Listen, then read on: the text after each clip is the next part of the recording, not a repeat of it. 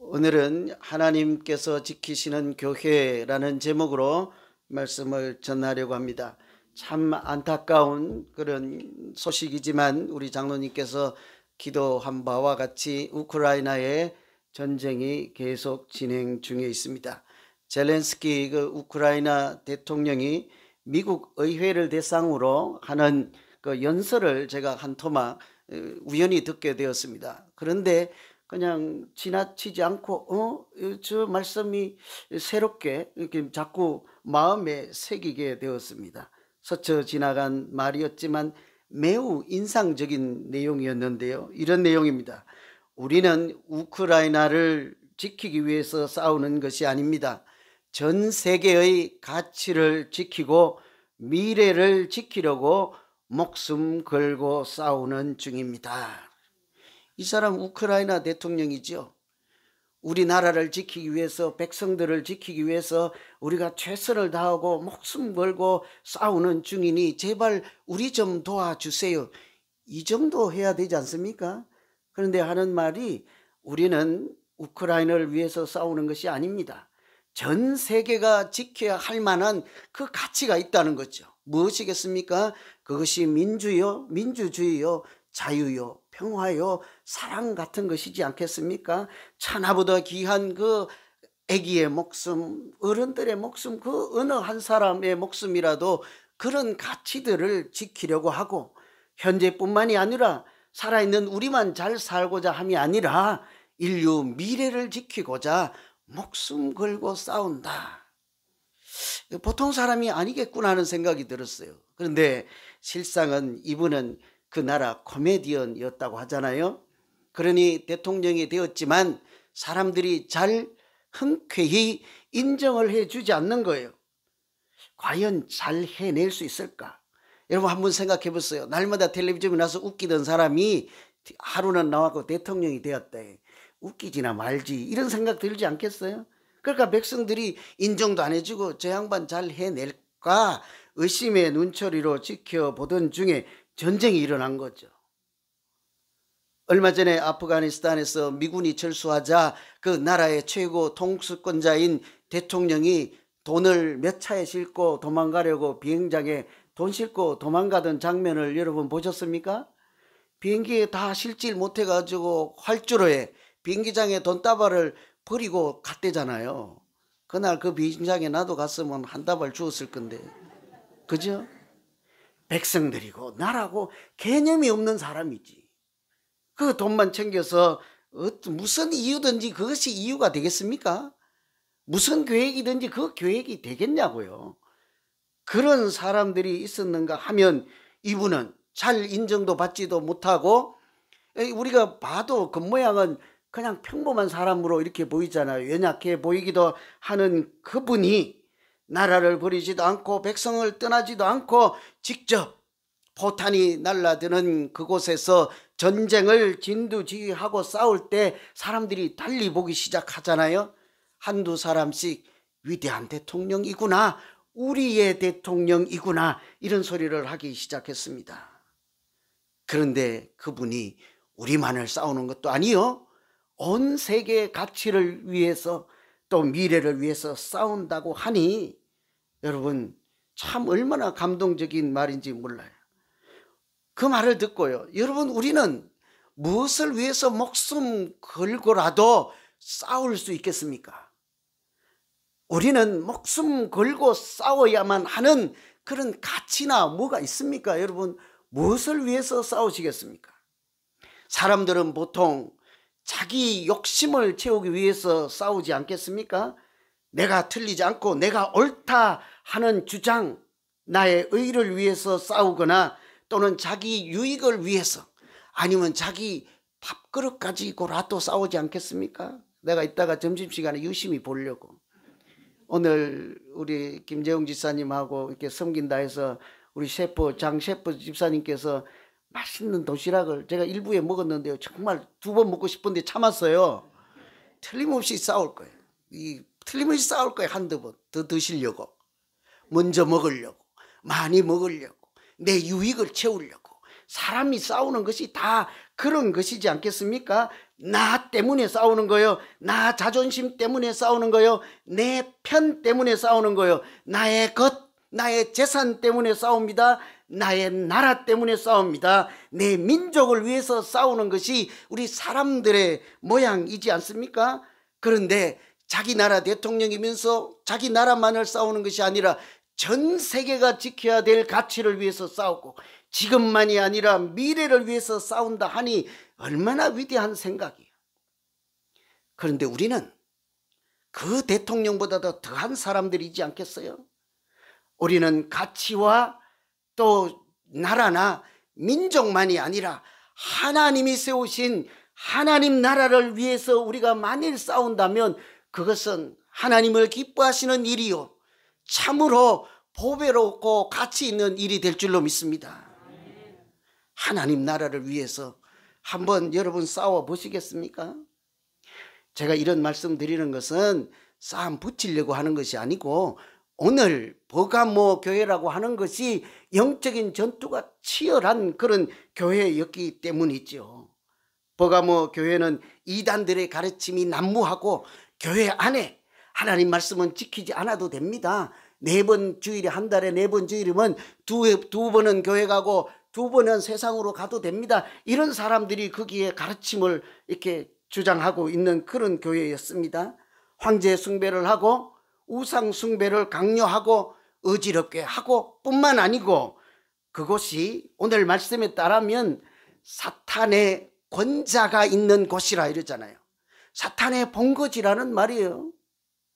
우상 섬기는 사람들이 아주 본거지로 삼고 있는 치열한 영적인 싸움 현장에 있는, 그래서 순교자도 나오는 그런 박해 현장에 있는 교회들에게, 이 버가모 교회에게 하나님께서 어떻게 위로해 줄 수 있을까요? 우리가 영적인 치열한 싸움을 지금 하고 있다면요, 하나님께서 그런 여러분에게 뭐라고 하면 위로를 얻겠습니까? 뭐라고 한마디 해주시면 그냥 믿음을 여전히 붙잡고 이렇게 하나님 사람으로 잘 살아갈 수 있겠습니까? 이 버가모 교회에게 위로할 때 첫 마디는요, 교회는 하나님이 지키신다, 이 한마디예요. 여러분, 교회는 하나님이 지키시는 줄로 믿습니다. 우리 생각에 내가 지킨다 아니에요.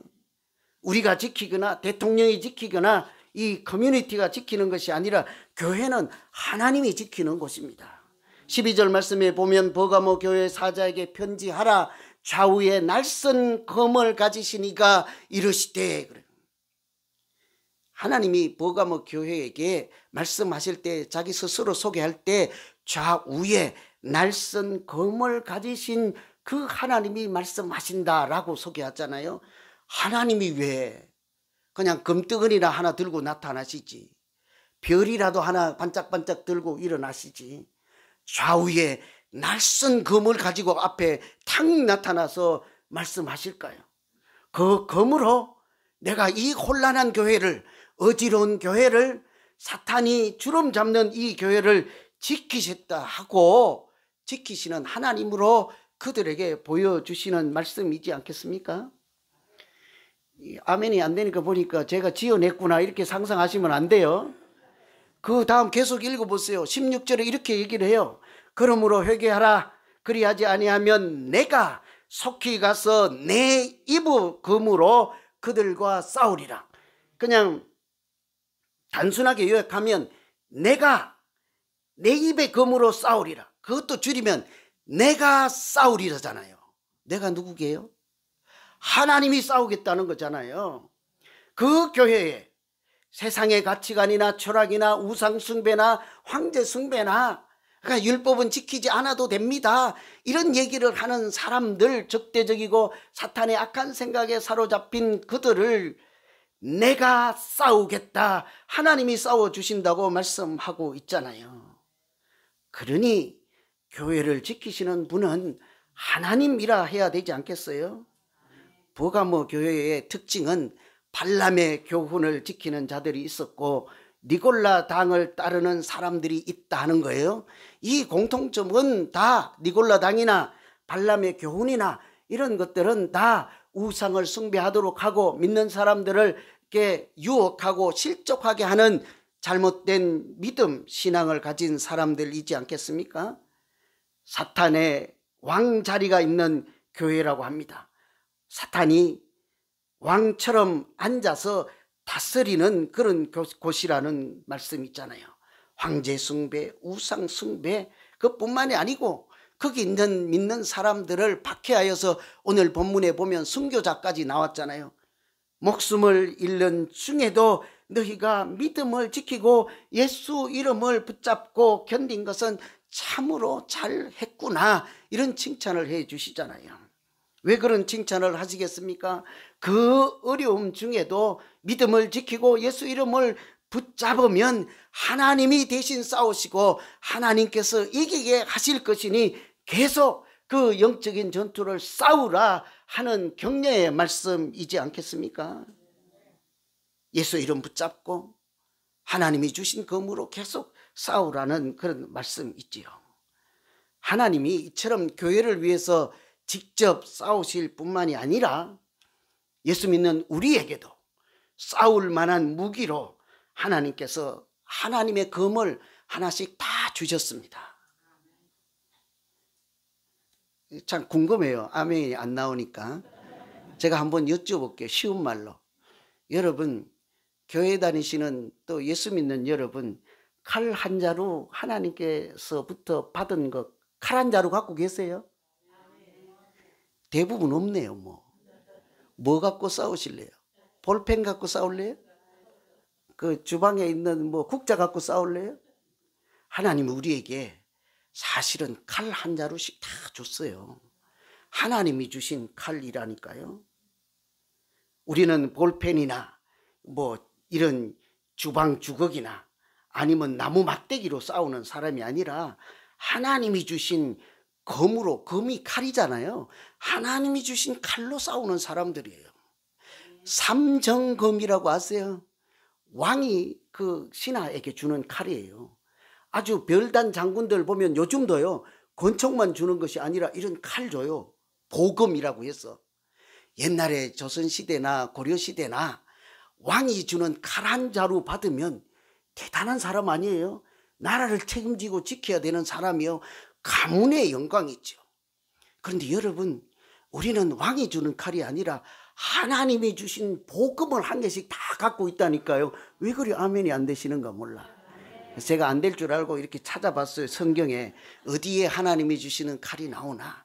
여러분, 에베소서 6장에 보면 영적인 싸움을 하는 그 하나님의 백성들에게 전신갑주를 하나님이 주신다 했잖아요. 거기에 구원의 투구도 씌워주시고 믿음의 방패도 앞에 가리게 해주시고 진리의 허리띠도 두르고 그렇게 영적인 싸움을 싸우라 하고, 실족하고 미혹하는 자들, 악한 생각으로 유혹하는 사탄에게 지지 말고 잘 살아남아라 하고 우리에게 그런 무기를 주시지 않았습니까?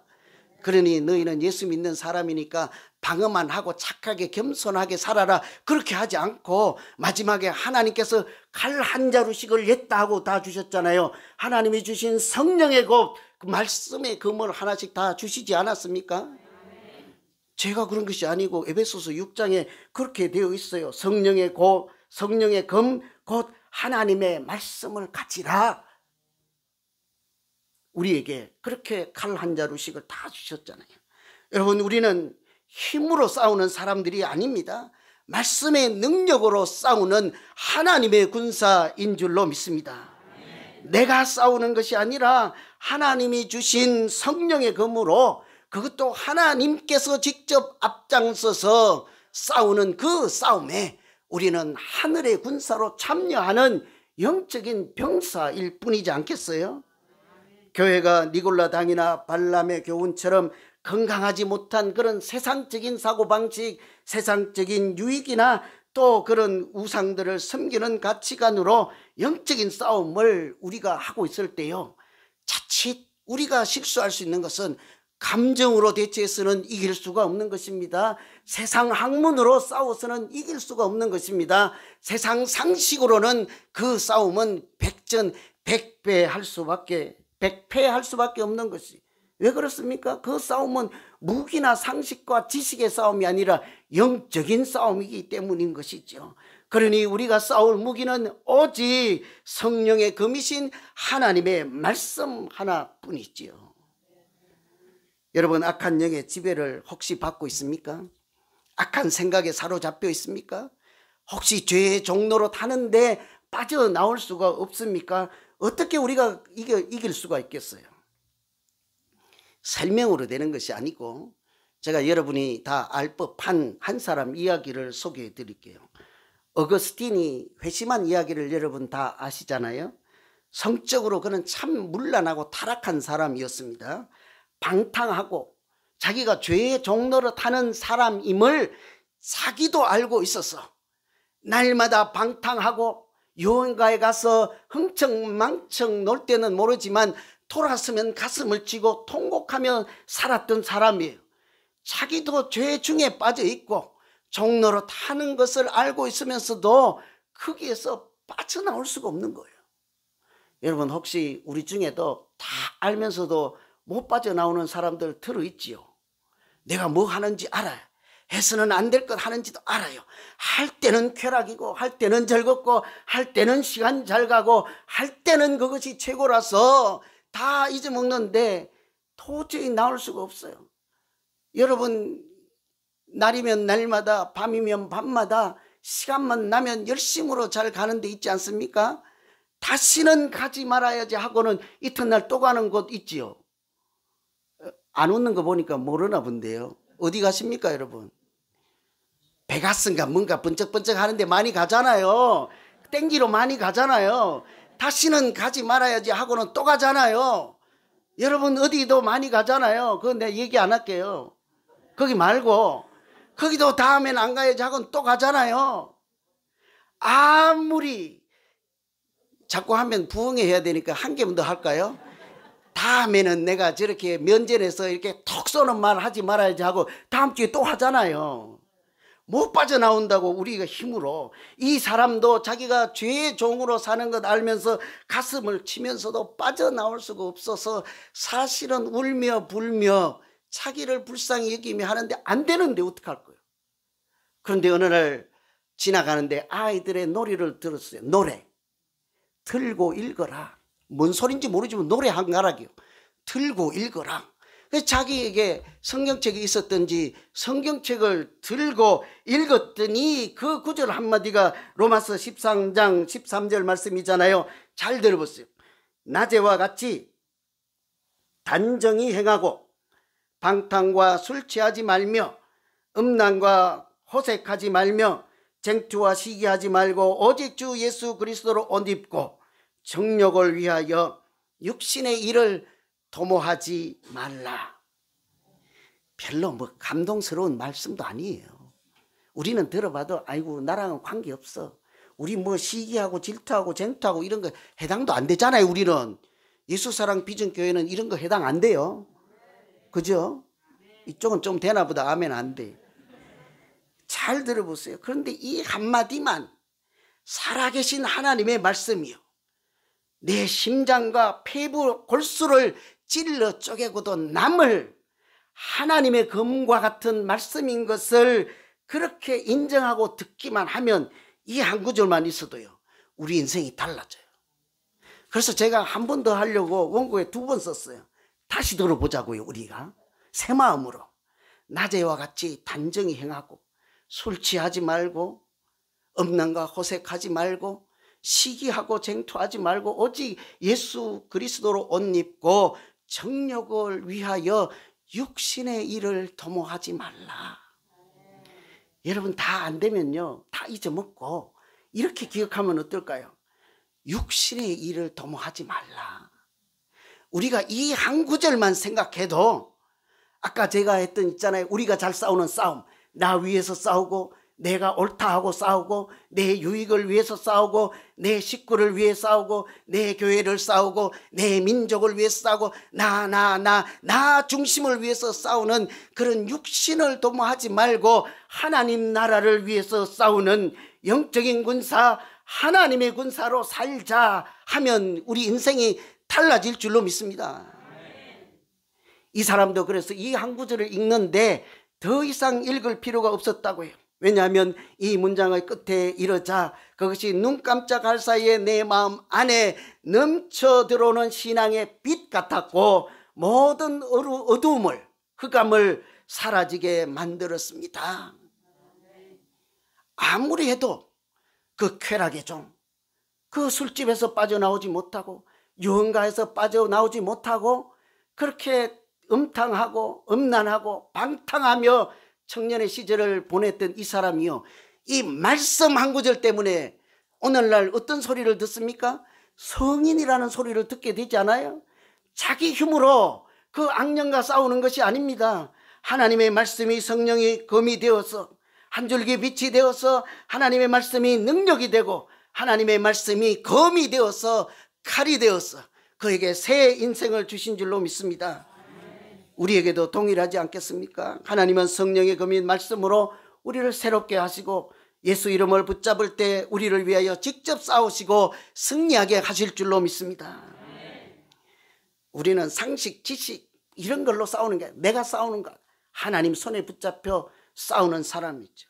이 교회를 하나님이 그렇게 위로를 해 주신다고요. 내가 성령의 검으로 좌우의 날선 검으로 너희를 위해서 싸우겠다. 얼마나 큰 힘이에요. 저는 우리 교회가 하나님이 지키시고 하나님이 싸우는 교회면 아무 걱정할 것도 없는 하나님이 기뻐하시는 교회 될 줄로 믿습니다. 두 번째, 이 교회를 위해서 하나님이 위로하실 때 하나님은 상 주시는 자라고 하십니다.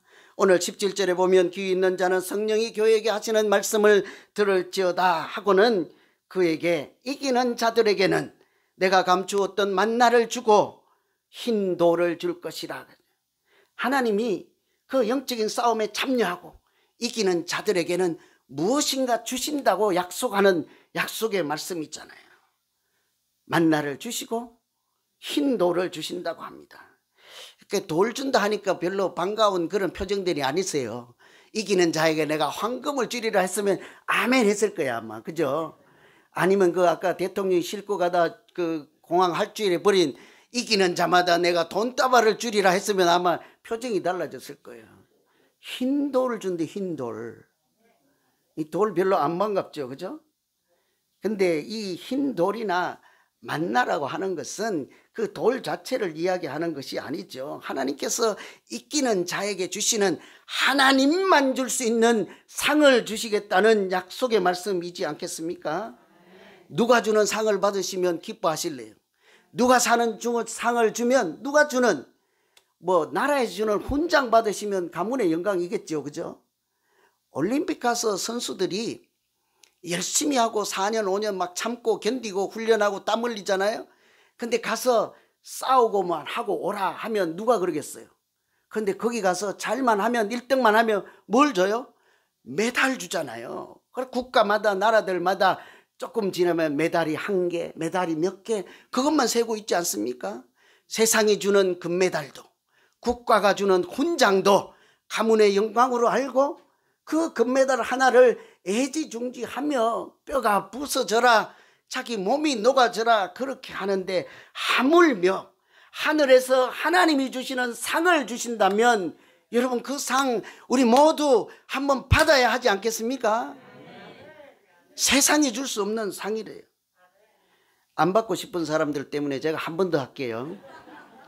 마태복음 5장에 보면 산상보훈 있잖아요. 이렇게 복 있는 사람들 얘기하잖아요. 팔복. 그 내용 중에 이런 부분이 있어요.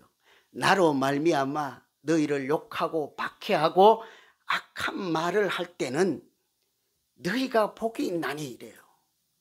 다시 풀어서 우리 입장에서 생각하면 내가 예수 믿는 것 때문에 다른 사람이 나를 욕하고 박해하고 때리고 악한 말을 하면 그래도 기뻐하고 즐거워하라.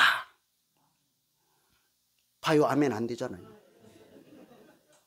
누군가 교회 다닌다고 때리고 욕하고 흉보고 막 없는 올무도 걸림돌도 갖다 놓고 억지 주장도 하고 그럴지라도 즐거워하고 기뻐하라. 아이, 나도 아멘이 안 돼. 솔직히 나 강요 안 해요. 나도 아멘이 안 돼. 못해. 그런데 그 다음에 맹고하니 이렇게 말씀해요. 그 바로 다음에 하늘에서 너희의 상이 큼이라. 아멘.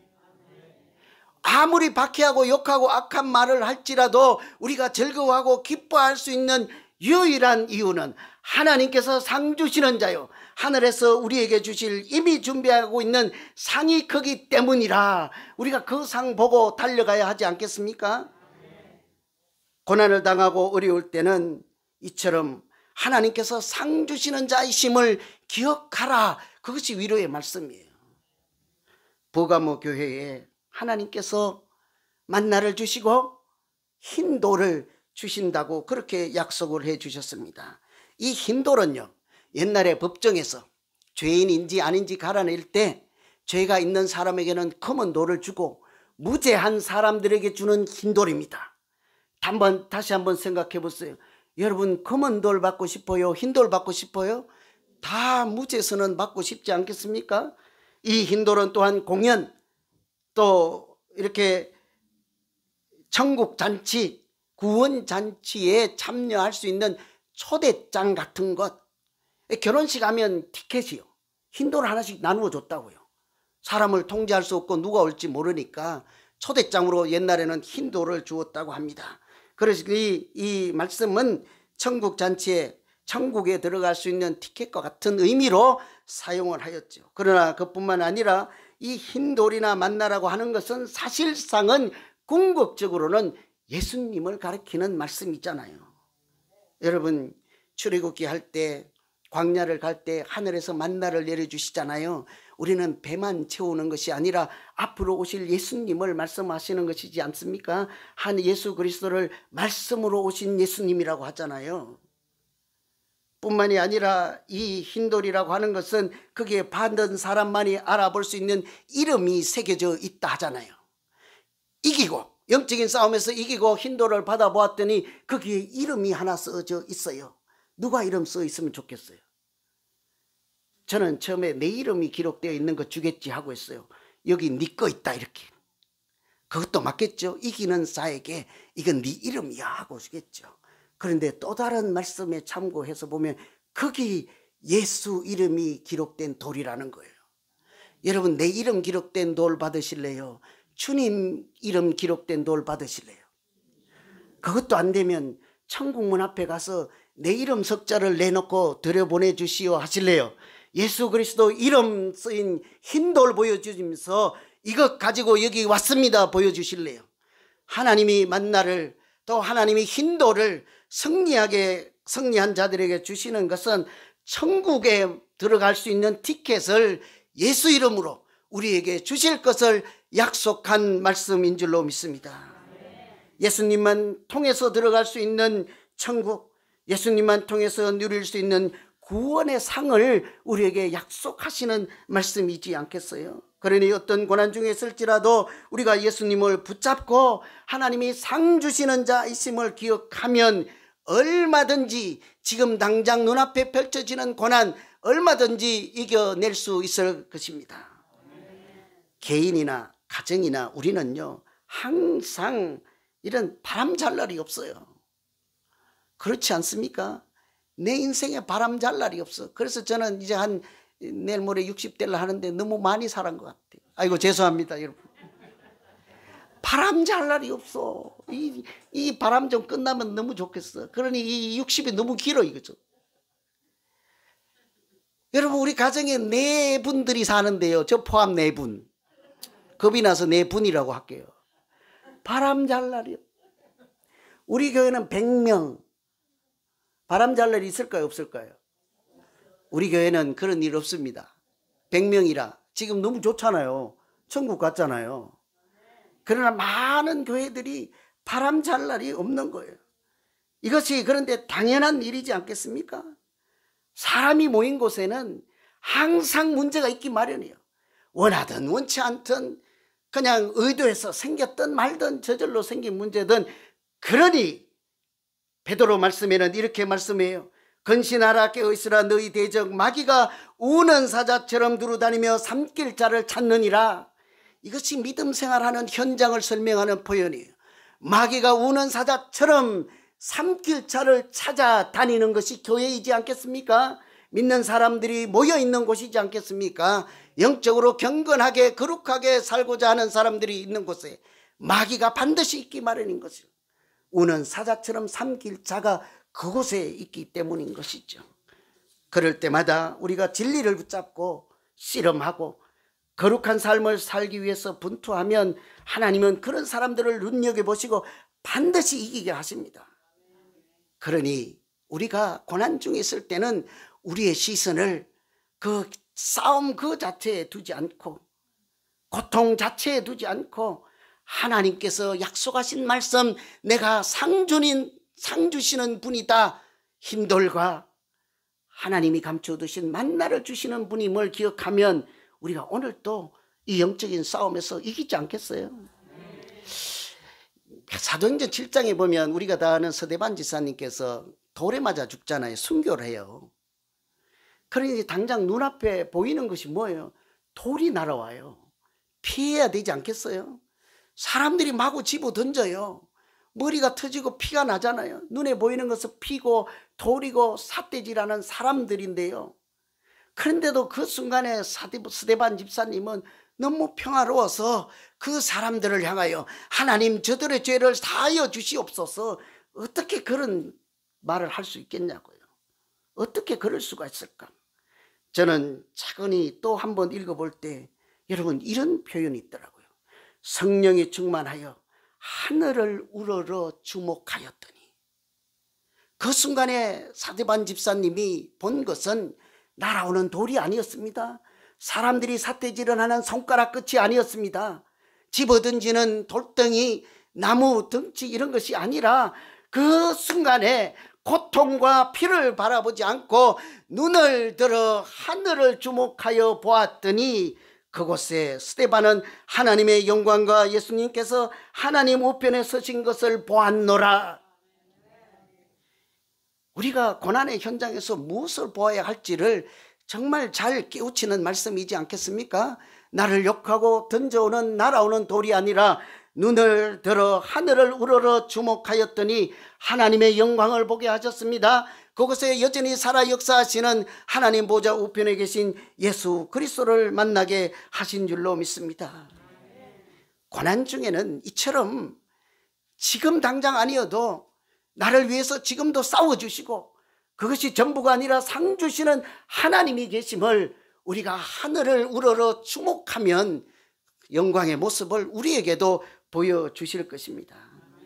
성경에만 그런 것이 아니에요. 우리가 잘 알고 있는 도나츠, 던킨 도나츠 그 회사 있잖아요.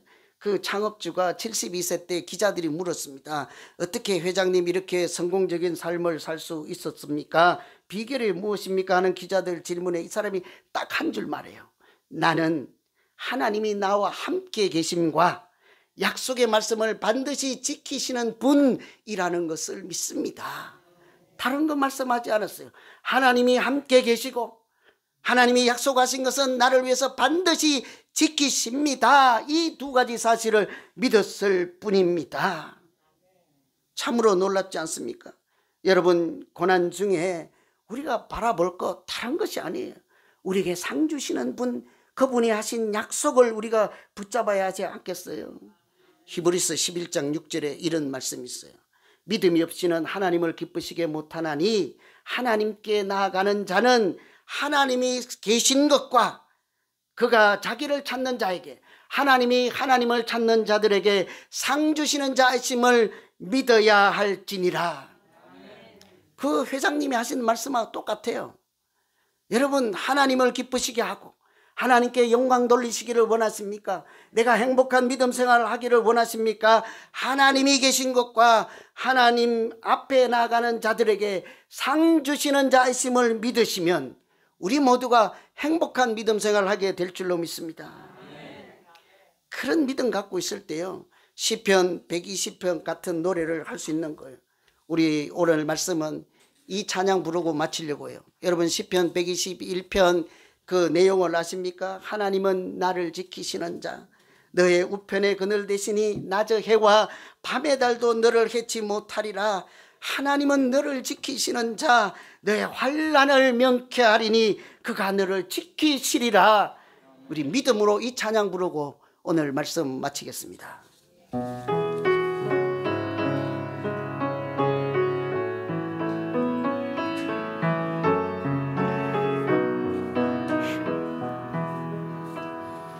하나님은 너를 지키시는 자, 너의 편에 그늘 대신이 낮의 해와 밤의 달도